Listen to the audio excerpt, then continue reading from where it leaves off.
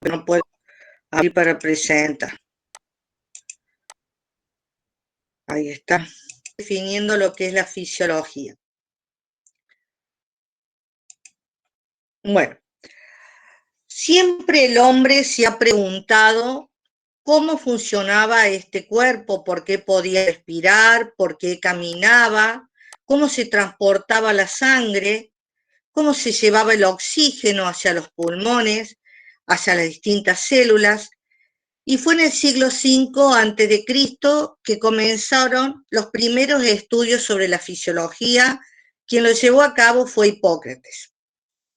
Así que podemos decir que la fisiología es una palabra que proviene del griego, que significa física, naturaleza, logia, conocimiento. O sea que la fisiología es el conocimiento de la naturaleza. La tenemos que definir de una forma completa. ¿Y qué vamos a decir que la fisiología? Es una rama de las ciencias biológicas que va a observar, analizar, evaluar y clasificar los fenómenos que ocurren en los organismos vivientes, tanto en el estado de salud como de enfermedad. También podemos decir que la fisiología es la química de los seres vivos. Y todo esto nos permite o nos lleva a decir que la fisiología, ¿qué es lo que es? El estudio de la vida misma. Fisiología, tenemos que tener conocimientos de otras ciencias con las que se está relacionando. ¿Qué ciencia se relaciona o necesitamos conocer? Necesitamos de la anatomía, de la física, de la química, de la histología y de la citología.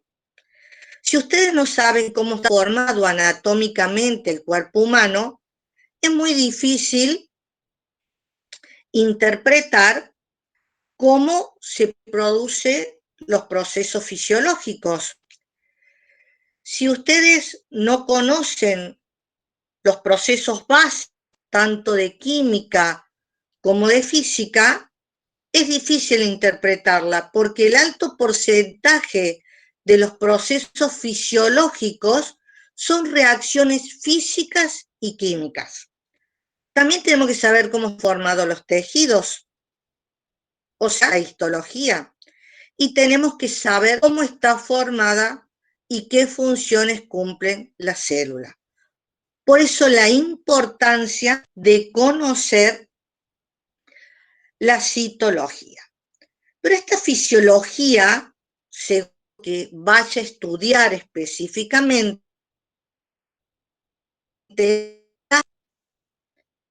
tenemos una fisiología humana, que es la que va a estudiar al hombre, también conocida como fisiología médica, que esta fisiología que estudia al hombre, a su vez se puede subdividir en otras fisiologías, como por ejemplo la fisiología del aparato respiratorio, fisiología del aparato cardiovascular, la fisiología renal, o sea, las distintas partes del cuerpo creadas.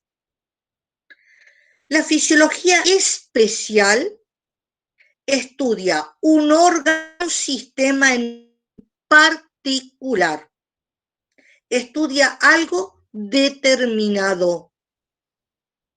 La fisiología patológica va a estudiar los cambios fisiológicos que sufre el cuerpo humano o se modifica para que se produzca una determinada enfermedad. ¿Qué pasó en nuestro organismo para que nosotros nos podamos enfermar? ¿Qué se modificó fisiológicamente? La fisiología comparativa va a comparar un órgano o un sistema de una especie con otra.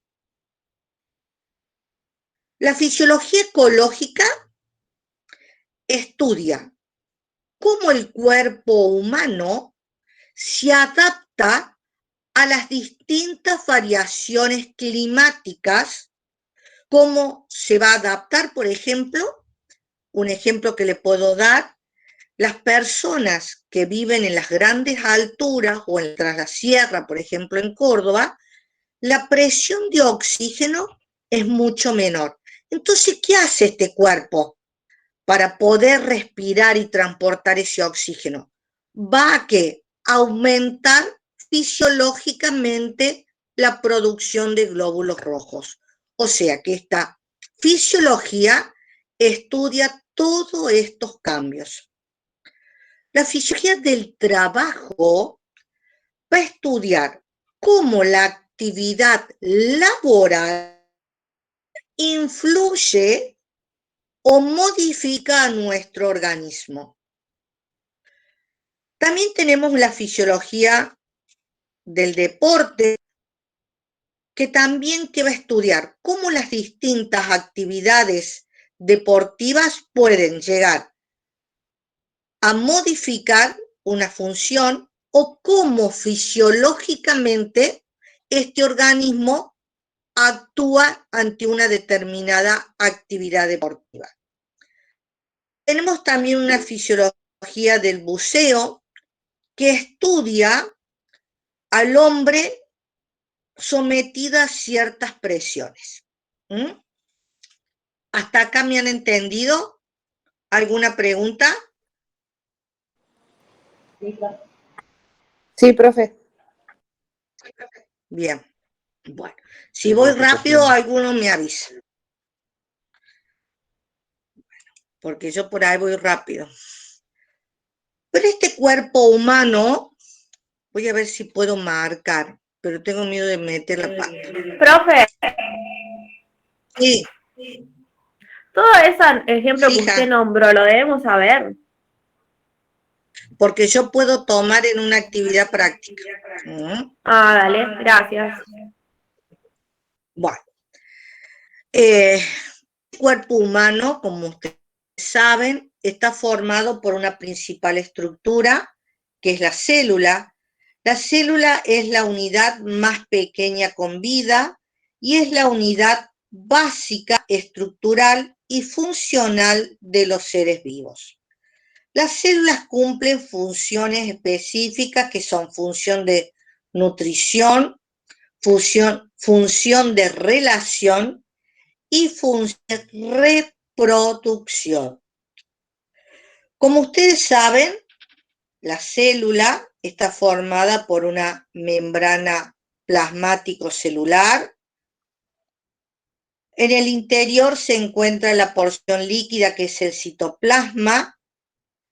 Se observan las organelas en su interior como el lisosoma, el centriolo, las mitocondrias, el sistema retículo endoplásmico liso y el rugoso, el núcleo con su nucleoplasma y nucleolo, y vamos a ver que estas células pueden tener distintas formas y distintos tamaños. Por ejemplo, un glóbulo rojo tiene la forma de una lente bicóncava. Miren la formita que tiene un glóbulo rojo. En cambio, una neurona tiene una forma estrellada. Un adipocito tiene una forma redonda. Acá les puse una imagen de las fibras musculares, cómo varían su forma. Por ejemplo, la del músculo liso es fusiforme, músculo estriado, delgadas y cilíndricas. ¿Sí? Se te quedó el PowerPoint en el celular. Bueno, gracias, hijo. ¿Ahora lo ven? Sí, no. Célula. No, profe, solo la célula. Ay, Dios. Soy tan peligrosa. Acá vemos las distintas formas. Por ejemplo, un glóbulo rojo que tiene la forma de una lente bicóncava. Una neurona tiene una forma estrellada. Un adipocito, que es el tejido graso, una forma redondeada. Y acá podemos ver que yo les puse las formas que tienen los distintos músculos. Por ejemplo, el músculo liso tiene una forma fusible, el músculo estriado es cilíndrica y alargada, y el músculo estriado cardíaco, el miocardio, tiene una forma cilíndrica, pero se bifurcan, o sea, se divide. Pero cada célula tiene también distintos tamaños. Por ejemplo, un glóbulo rojo puede medir 7,5 nanómetros. Un adipocito mide entre 10 a 20 nanomicras y puede llegar hasta 200.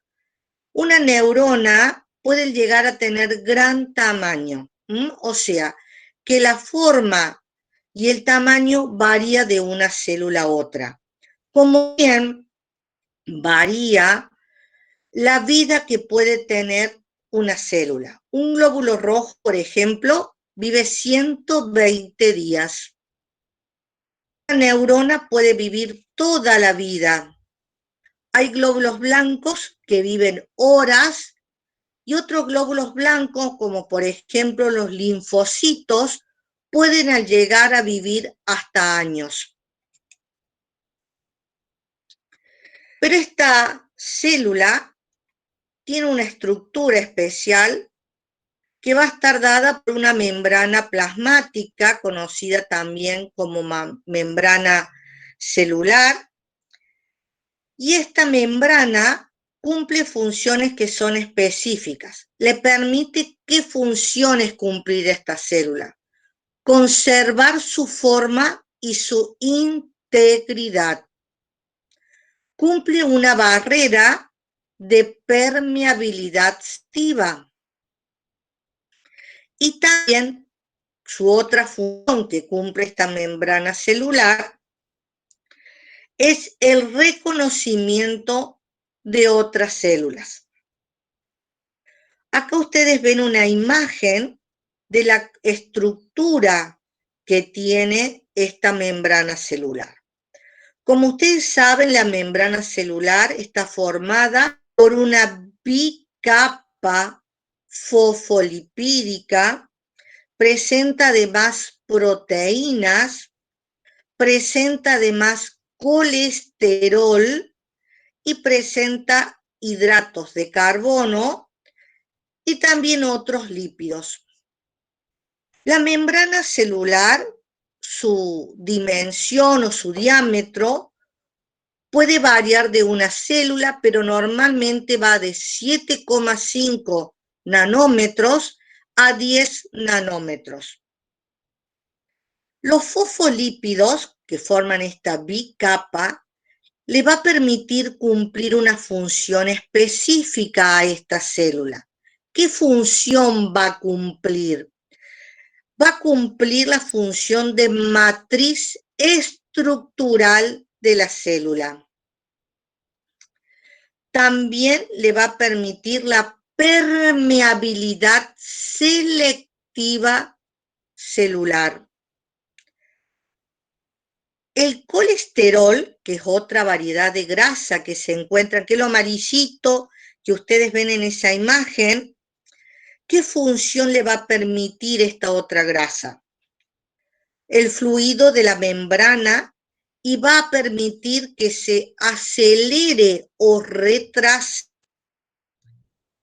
el intercambio entre el interior y el exterior de la célula. Tiene proteínas y dos tipos de proteínas, las proteínas integrales y las proteínas periféricas. Las proteínas integrales atraviesan por completo la membrana celular. Y tenemos tres tipos de proteínas integrales. Las de canales o canal, que van a permitir que pase el agua y va a permitir regular al ion potasio. También tenemos otras proteínas integrales, como son las transportadoras, que pueden ser las encargadas de realizar el transporte activo y pasivo de la célula. El transporte activo, ustedes saben, a cabo ¿cuál?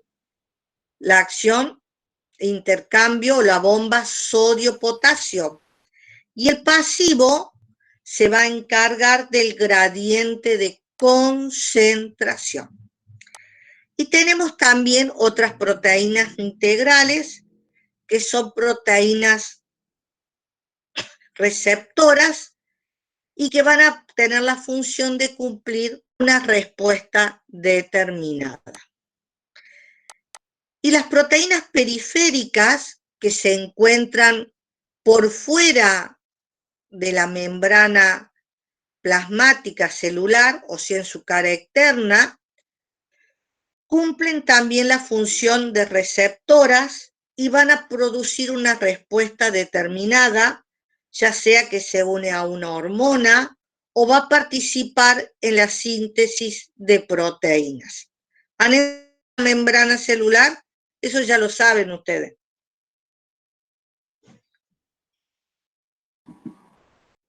¿Han entendido? Porque eso siempre pregunto los distintos tipos de proteínas. Me encanta. Y su función. Profe, ¿cuál era la primera proteína ¿Sí? integral? Las de canales o canal. Gracias. Y va a permitir la entrada y salida de agua y va a regular la entrada del potasio. En el interior de la célula se encuentra el citoplasma, que es el medio interno de la célula. Se ubica entre la membrana celular y aquí se van a encontrar la máquina de producción y del mantenimiento celular. Este citoplasma está compuesto por 3 componentes, que es el citosol, las organelas y la membrana plasmática. Este líquido tiene un aspecto gelatinoso, está constituido por un complejo coloidal y que va a estar compuesto por un 50% más de agua, contiene proteínas, lípidos y en menor proporción glúcidos, o sea, los distintos azúcares. Y también contiene un principal ion, que es el sodio, y en menor porcentaje magnesio.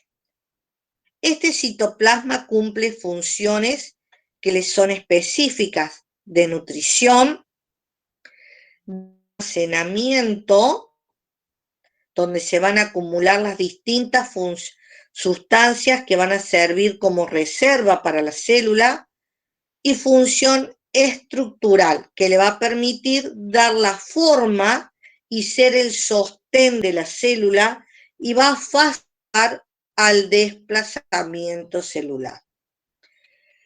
El citoplasma es de gran importancia, no solamente por las funciones que dijimos anteriormente, sino también que actúa como barrera selectiva de sustancias y se comunica con las células creando una alianza con las diferentes células.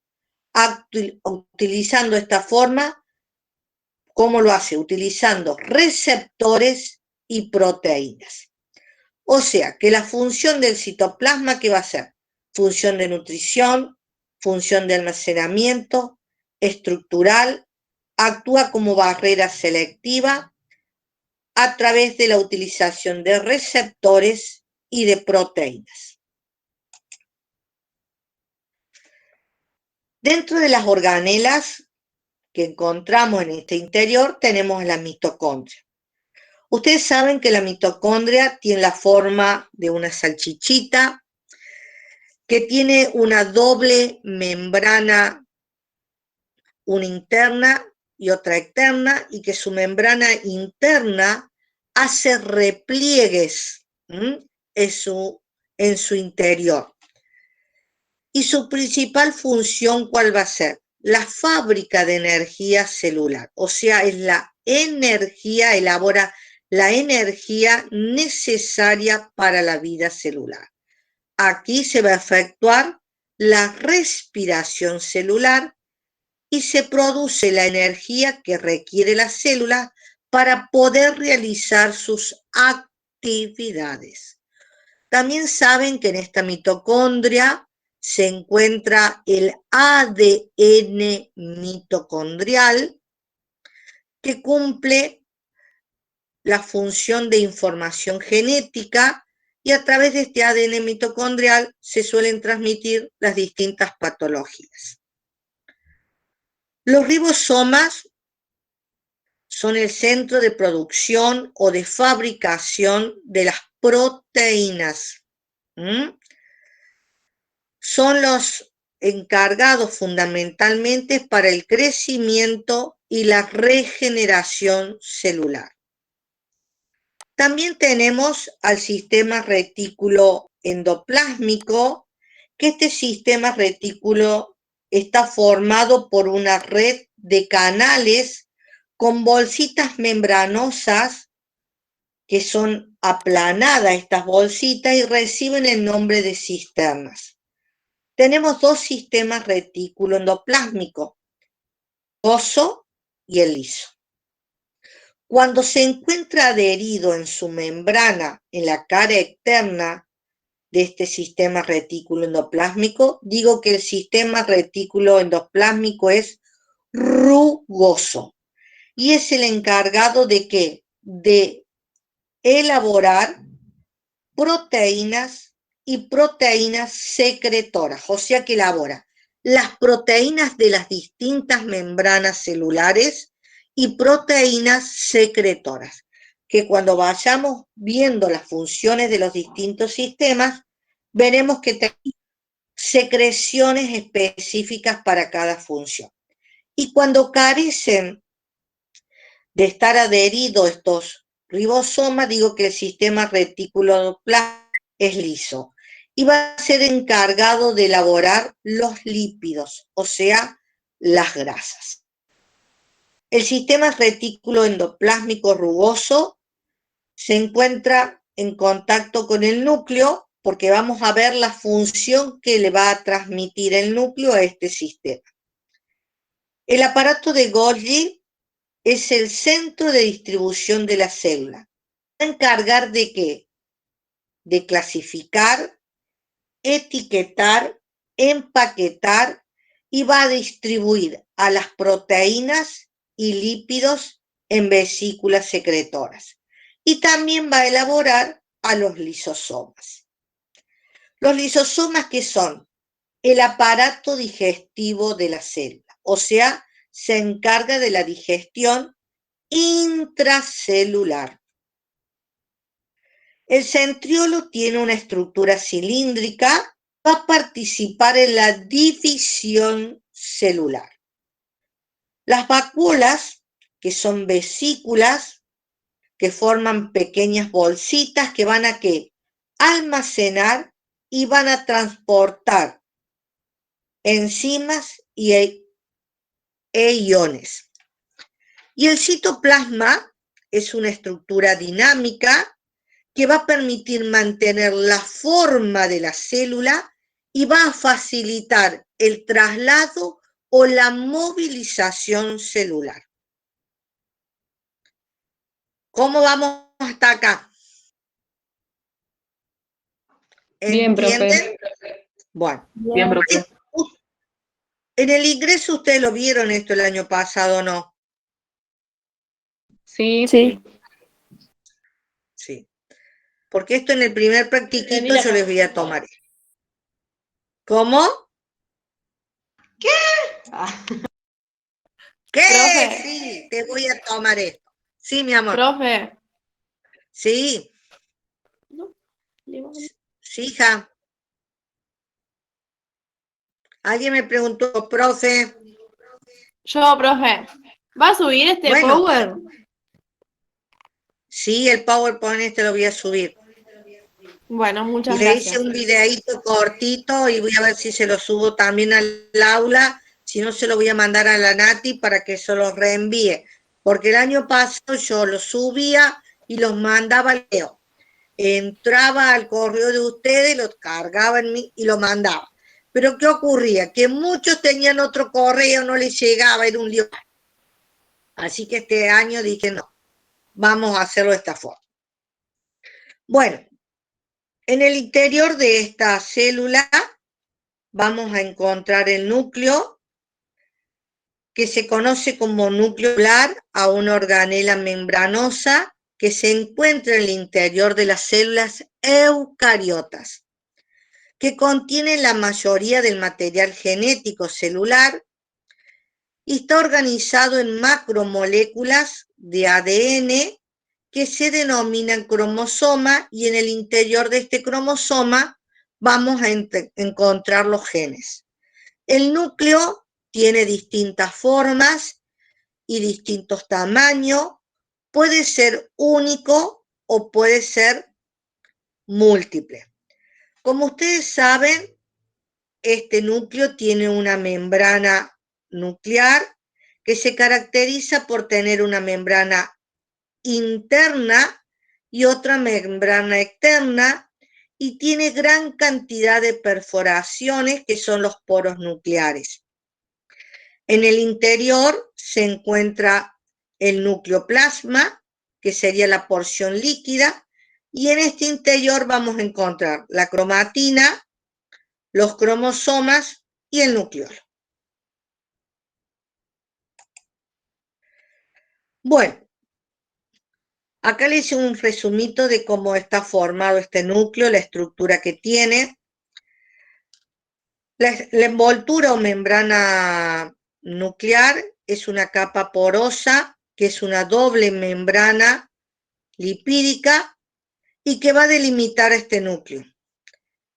Tiene la misma estructura que la membrana celular, pero se caracteriza por tener gran cantidad de poros, que a través de estos poros se va a producir o se va a transportar la información del interior del núcleo, que es del ARN, va a pasar a los ribosomas para que se sinteticen las distintas proteínas. Por eso el sistema retículo endoplásmico rugoso se encuentra en contacto directo con el núcleo. También en este interior, que vamos a encontrar el nucleoplasma, que es la porción líquida, donde está el ADN, el ácido desoxirribonucleico.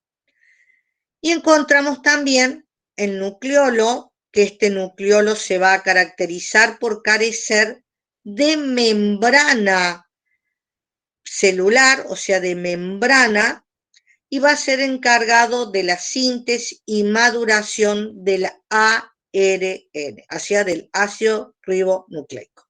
Ahora vamos a ver la función de cada uno de ellos, especialmente la del núcleo. Las funciones del núcleo, ¿qué van a hacer? Contener y guardar los cromosomas, que van a transportar la información genética a través de los genes. Sobre todo este proceso ocurre durante la mitosis, o sea, en la división celular. Vamos a dar los genes en cromosomas específicos. Va a permitir el transporte de moléculas entre el núcleo y el citoplasma de manera selectiva de acuerdo al tamaño de los mismos. Produce el ARN mensajero. ¿A partir de qué? De la matriz del ADN, el cual va a transportar la secuencia genética al citoplasma y va a servir de matriz ¿para qué? Para la síntesis de proteínas, que se va a llevar a cabo ¿dónde? Dentro de la célula. Produce los ribosomas y también dije que tengo un nucleolo, que este nucleolo puede ser único o múltiple y de distintas formas y de distintos tamaños. El nucleolo es una región del núcleo celular que se va a ocupar de la producción y el embalaje de los ribosomas de las células. ¿Qué va a hacer después? Va a realizar el montaje de estos ribosomas para ser transportados hacia el citoplasma. Pero en este interior de esta célula, de este núcleo, ¿qué dijimos que estaba? Toda la información genética a través del ADN. Y ahora vamos a definir qué es la genética. La genética es la ciencia que va a estudiar a la herencia. ¿Y cómo la puedo definir de una forma más completa? ¿Cómo? La genética es el área de estudio de la biología que busca comprender y explicar cómo se transmite la herencia biológica de generación en generación a través del ADN. ¿Y qué es la herencia? La herencia es la transmisión de los caracteres hereditarios que un individuo recibe de sus progenitores. O sea, lo que nosotros heredamos, tanto físicamente, bioquímicamente, morfológicamente, de los progenitores, o sea, de nuestros padres. Pero hay conceptos que tenemos que conocer. Uno de ellos es el genotipo. ¿Qué es el genotipo? Es la constitución genética de un individuo. O sea, es mi composición genética. El fenotipo es la manifestación externa de este fenotipo. Por ejemplo, acá tengo a la señorita Ariana Fiore, puede ser. Por eso, ¿qué puedo decir de ella? Lo que yo veo a través de esta máquina. Yo veo que es una señorita que tiene un pelo oscuro, unos ojos oscuros, que es trigueña. ¿Qué estoy haciendo? La estoy describiendo. Es lo que se ve por fuera de ella. O sea, es la manifestación del genotipo que se manifiesta hacia el exterior. Por ejemplo, ustedes me ven a mí. Si ustedes me ven a mí, ¿yo qué soy? Petiza, gordita, gorda mejor dicho, trigueña, de ojos oscuros. Ese es mi fenotipo. Kevin Baudaña, ¿será? ¿Kevin Baudaña? Bueno, yo te voy a decir. Kevin, lo que yo desde acá, que me da la sensación de que es una persona de no lo veo que sea petizo, tiene un tipo de piel tipo 2 y es de pelo más bien castaño. Ese es su fenotipo. No tengo ninguno pelado acá. No veo ninguno. Ese es su fenotipo. La descripción de la clonación es una reproducción asexual en la cual tiene un producto idéntico al que le dio origen. O sea, se clonó. Actualmente se hacen clonaciones de distintas células para formar estos tejidos. Y la mutación es el cambio permanente y heredable que se puede heredar de un gen. Mutó, se cambió, se modificó. Mutó, se produjo una mutación, un cambio en el genotipo, o sea, en el contenido genético. Puede ser por radiaciones, por medicación, o a veces se produce una mutación sin un cambio determinado, sin una causa determinada. Profe, Ustedes saben, ¿sí? perdón, pero ¿me puede repetir lo de clonación? Y hay una chica que pregunta si puede volver a explicar lo del genotipo ahí en el chat. Sí, porque no lo veo el chacho. Bueno, el Gracias. genotipo, porque como pongo ahí, no veo, los veo a usted y no tengo el chat. Bueno, el genotipo es la constitución de un individuo. Miren que voy a cerrar la puerta.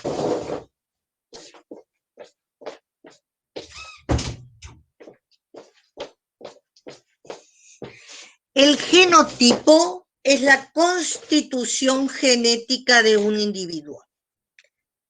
El fenotipo es la manifestación externa de ese genotipo. La clonación es una reproducción asexual, en la cual se obtiene un producto idéntico al que le dio origen. Ustedes se deben acordar que la primera clonación fue a través de una oveja. Cuando se clonó esa oveja, que se obtuvo un producto igual, esa oveja que tuvo problemas reumáticos, un montón de enfermedades. Clonó de una oveja, o sea, se obtuvo el material genético de una oveja que tenía todas esas patologías. Y la mutación es un cambio permanente del contenido genético. ¿Lo entendieron?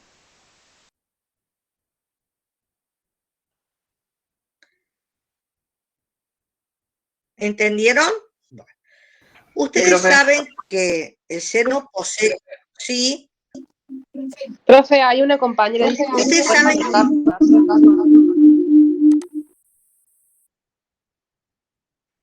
¿Cómo? Que en el chat una compañera está pidiendo que explique lo de clonación porque no entendió. Bueno, la clonación es una reproducción asexual, o sea, no hay una relación sexual, por eso es asexual. Se obtiene el material genético y se va a reproducir obteniendo un producto idéntico.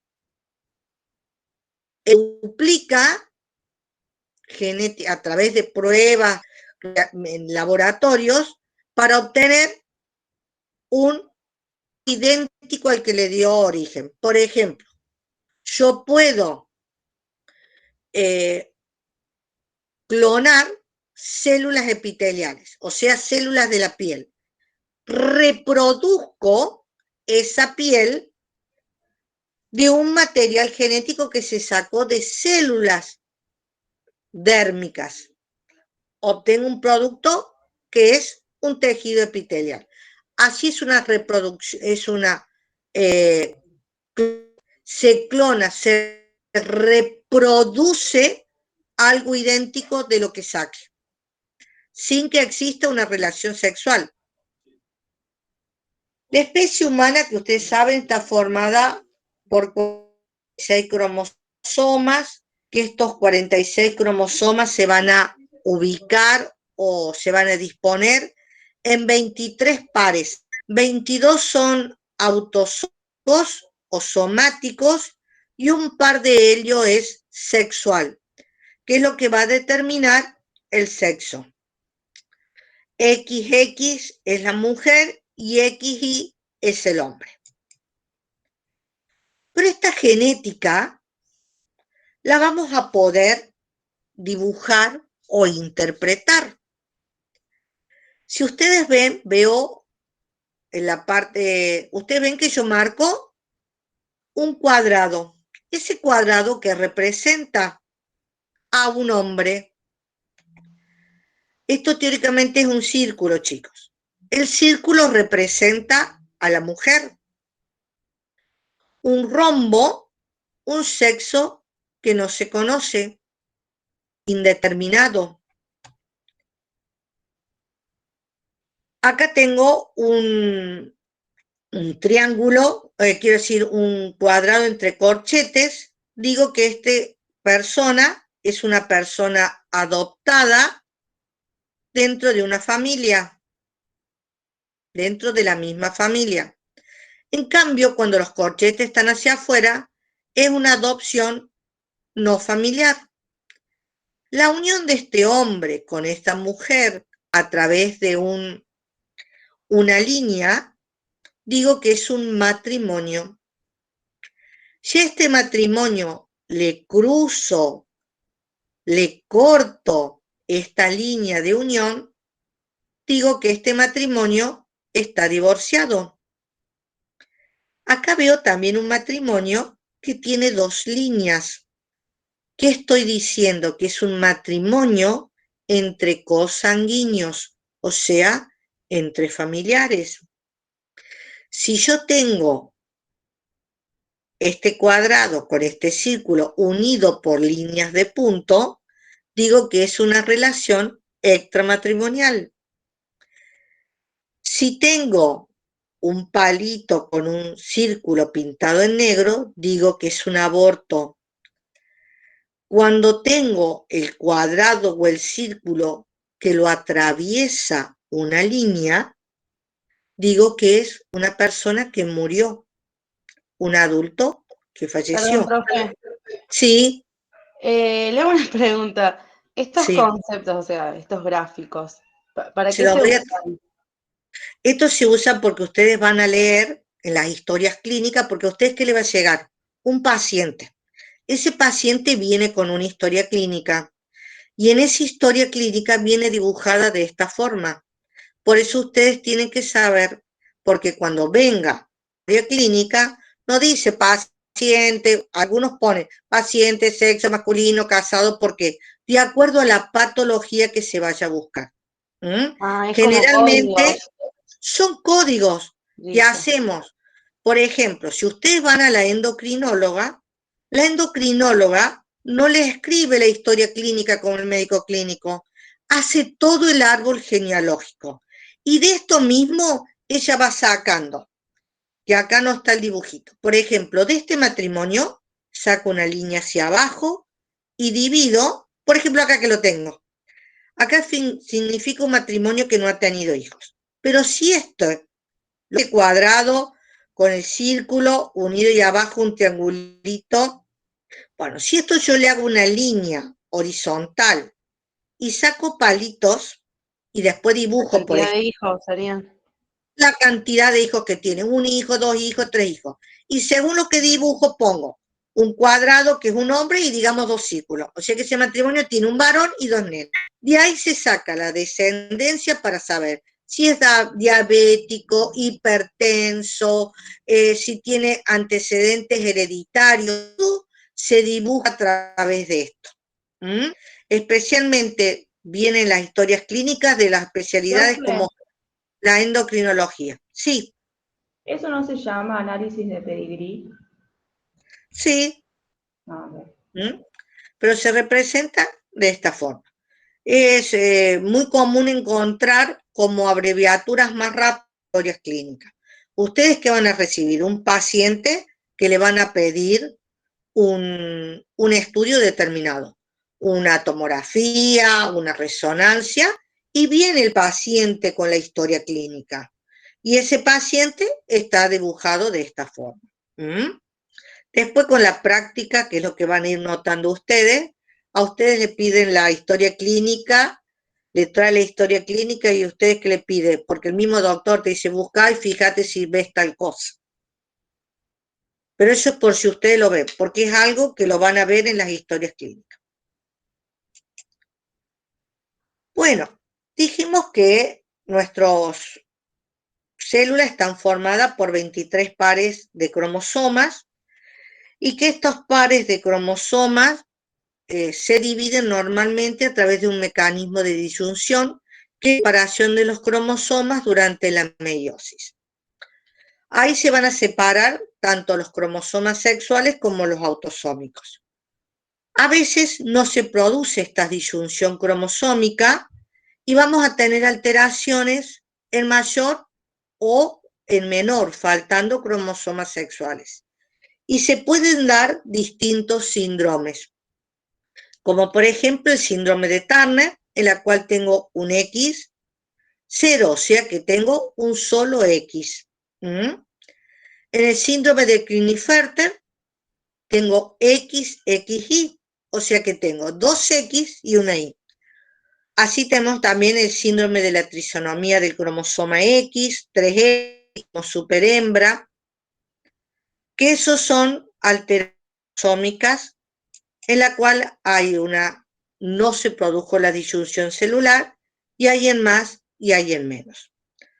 Acá tenemos dos tipos de herencia que se pueden producir, una herencia ligada al sexo o a los cromosomas sexuales y tenemos una herencia influenciada por el sexo. En la herencia ligada a los cromosomas sexuales, ustedes saben que los cromosomas tienen una porción en común y una porción que no es común entre un cromosoma y otro. Normalmente las mujeres somos las portadoras de transmitir las enfermedades hereditarias ligadas al sexo. Las mujeres lo transmitimos y los hombres van a ser los que van a afectar. Acá en esta imagen ustedes que ven, una imagen que tiene una mujer que tiene un X normal y un X que está en rojo, que es el que transmite la enfermedad, y un XY, que es el hombre. Acá vemos la unión de un X con el otro X en azul y vamos a tener una persona sana. El X de la mujer enferma, portadora con el Y, un hombre sano. Pero ¿qué pasa si pasa este X, que es portador, lo transmite y pongo el X sano del hombre? Voy a tener una hija que va a ser portadora. Pero si paso el X portador y el Y del hombre, voy a tener una persona, un hijo, que va a ser afectado, o sea que va a tener la enfermedad. Esta herencia ligada a los cromosomas sexuales pueden ser de dos tipos. Una herencia ligada al sexo, que es de carácter dominante, y otra es de carácter recesivo. De carácter dominante podemos tener el defecto del esmalte dental, que son esas manchas café con leche que suelen tener algunas personas, que es de carácter dominante. Otra enfermedad es el raquitismo resistente a la absorción de la vitamina D. Y la herencia ligada al sexo de aspecto recesivo, tenemos, por ejemplo, al daltonismo, que hay una alteración en cómo se ven los distintos colores. Vemos una visión normal y cómo se ve en un daltónico. También otro tipo de herencia ligada al sexo es la miopía. Se hereda de esta. Y otra enfermedad que se transmite de esta forma es la hemofilia. Y también hay otro montón de otras edades que se pueden transmitir a través de esta forma. ¿Daltónico tengo alguno en el grupo? Miope sí debo tener. ¿Daltónico tengo alguno?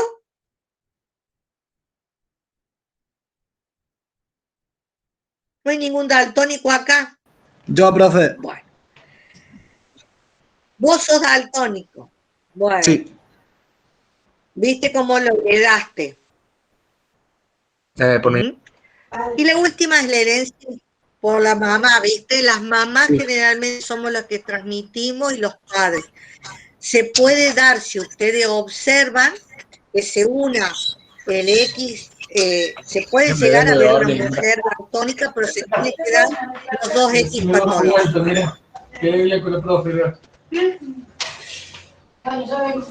Ay, edad. Bueno, ya les termino con esto y los dejo. Y por el último, la herencia influenciada por el sexo. La herencia influenciada por el sexo es la herencia que se transmite por los cromosomas autosómicos, pero que está influenciada o determinada por el sexo. Por ejemplo, ¿cuál es? La calvicie. ¿Tengo alguno calvo acá que lo pueda ver? A ver, no tengo ninguno. Bueno, generalmente la persona calva es el hombre, la mujer es muy raro que sea calva, y eso se hereda por los genes autosómicos. Voy a sacar acá. Así los puedo ver bien a ustedes. Les quiero ver. Por los genes autosómicos y está influenciada sexualmente.